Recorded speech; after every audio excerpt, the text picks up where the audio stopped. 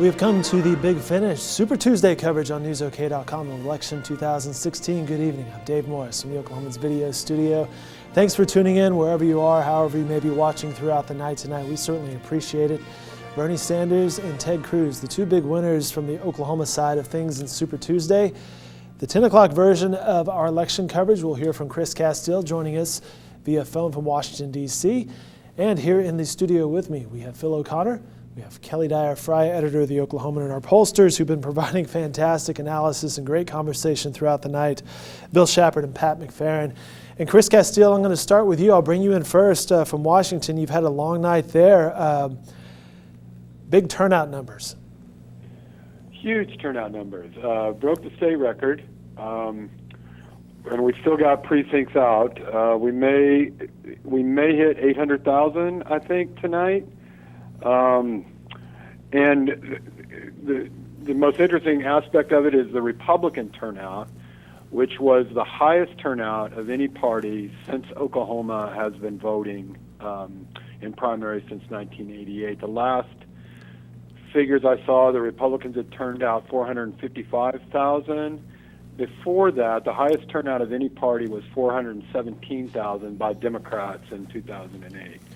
So, and this is even with the Democratic Party this year allowing independents to vote in their primary, which I assume brought out more people for the Democrats, for Bernie Sanders.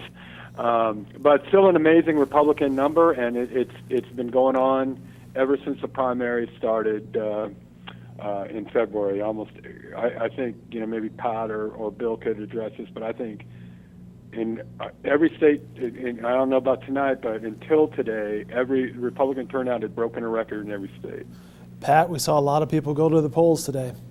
No, you did. It is an incredible number among Republicans. In fact, I believe that this is going to be only the second primary of any kind, not even presidential, but a general primary where more Republicans are voting statewide than Democrats. I mean, it's probably because we've been a Democrat state for so long. This is a pretty recent phenomenon. And to blow it out by 120,000 votes, I mean, to almost a third as many more, or more than a third as many more Republicans vote than Democrats, really tells you a lot about how this state is fundamentally changing. A follow-up question, why? Well, I will tell you, I've got polling data dating back to 1978, and then that I've been doing since 1993, and the values of Oklahomans haven't changed. They've had the same conservative ideology, they've had the same religiosity, these same issues, but they've continued, I think, really the proliferation of national cable news defining themselves in a national syntax instead of in a local Oklahoma one. And so I think that continues to happen, and they see that their values are at odds with what they see as the National Democrat Party. And I think the way that Hillary Clinton and Bernie Sanders have both moved toward the left, that exacerbates that and makes that even stronger here.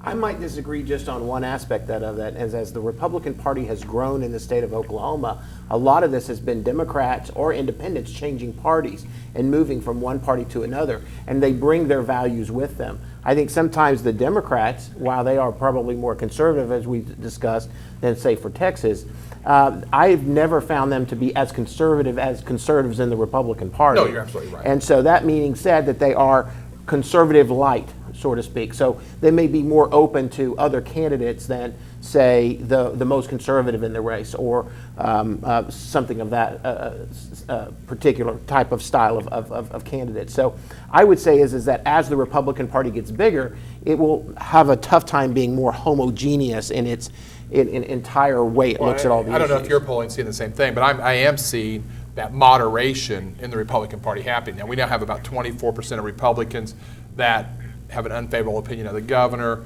of Republicans. It tends to be higher income. I think that they spend too much time talking about social issues instead of about the economy. They don't have the hard line on taxes. Right. So it is starting to happen. So I really identify about 15 to 20% of Republicans as being what I call disaffected Republicans that are vulnerable to swing across on the other side. But it's still far below what we see in the Democrat Party. What Chris Casteel is pointing out, though, as far as setting a record, is that means that there are people that voted today as Republicans that had never voted in a presidential primary before.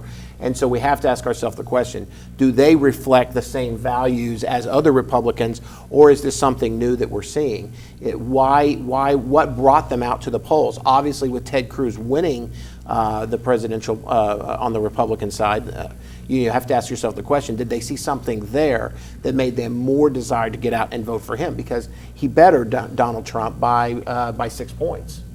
Because we basically voted different than all the other states. Correct. Yeah, we really did. So something else happened here. So it's going to be real interesting to go back and do the research to see what happened different from here than in Alabama or Georgia. And one of the things I believe happened, my hypothesis, is that there was more organizational ground game, more investment by the Cruz and Rubio campaigns here. We didn't see much from the Trump. And also I think the media buy. I think especially a lot of television happened here. It is fascinating here, and I want to make sure I correct any numbers if I misspoke earlier. If you look at just those that voted absentee or early voting, that was about 29,000 of the Republican votes cast. Among that group, Trump wins, 33%, 27% for Cruz, 24% for Rubio. That all ended last Friday. And Clinton won. And Clinton won as well. On the Democrat side, Clinton won 50 to 44 among those early voters and the absentee voters. So there are a lot of late deciders here. I'm anxious to really dig into the exit polls there to see. But it's clear that those who decided in the last 72 hours really broke decisively for Cruz and for Sanders. For me, I wish we actually, some of our reporters in the field had people tell them that today. But this is again one of those times where you wonder if the state is going to be a bellwether at all for what eventually happens. I mean, in 2008, the state went Clinton, Obama won. In 2012, the state went Santorum, Mitt Romney won. But both those times, Oklahoma County actually picked the eventual winner, but the state did not. So, I mean, if you guys could talk about that, I mean, what do you think the chances are that Cruz is going to be the nominee? What do you think the chances are that Sanders will be the nominee? And what does it say about Oklahoma if neither of them is going to be the nominee and the state again goes for, somebody who's going to be second, I think third? actually the list is even longer than you give it credit there for, Chris. If I remember right, I believe Gore beat Dukakis here back in the day, and he did. Didn't General Westmoreland win Oklahoma as well on the Democrat side? Well, Wesley Clark. Wesley Clark. I'm sorry, wrong military person. It's been a long day. It's been a long day, so I think you're exactly right that Oklahoma is out of step with the nation on the nomination side here, far more often than it's in line. And if you look at what still happened nationally, it's still a very good night for Donald Trump, despite losing Oklahoma. The loss in Texas was expected, especially if he pulls out and ends up, maintains his lead in Vermont, which is still too close to call. He'll have won 7 states to 2 for Cruz and 1 for Rubio. It looks like Rubio's going to win Minnesota. And what they say, if he's winning Massachusetts and Alabama. That's right. No, yeah, he's winning everywhere, and who knows what's going to happen in Alaska.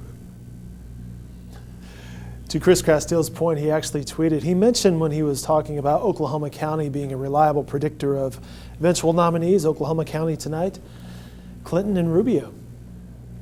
Yeah, if you look at the national lines, I think it's probably right that that's going to be with Clinton, but I think it's still tough to see when you look at the full delegate count, which is what this is about, how Rubio gets there. Right now, the projections I'm seeing is that Trump's going to be at 221 at the end of the night, minimum, and Rubio's going to be closer to 40. And still hasn't won a state.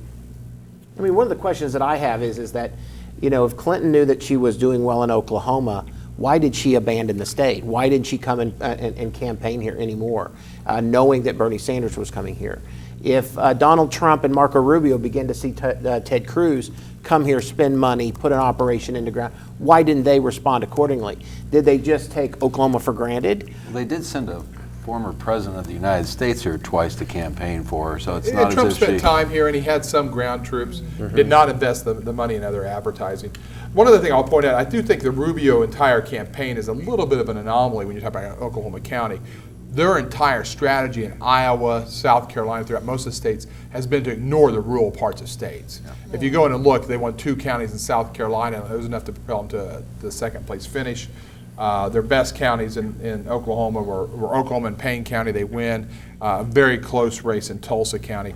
Their focus has been on the urban areas. That's where they've wanted to be. So I think that might be a little reason why it's a little bit different than looking at Oklahoma County being a predictor as it has been in other elections. Interesting. It's been a full night of election coverage here at the Oklahoman and on newsok.com. As I mentioned, Kelly Dyer Fry, editor of the Oklahoman, and in front of her she has a printout of what could be tomorrow's newspaper. And I say that because it's always a work in progress. And Kelly, you can probably walk us through the printout you have there. But let me give the caveat, things change. Things do change.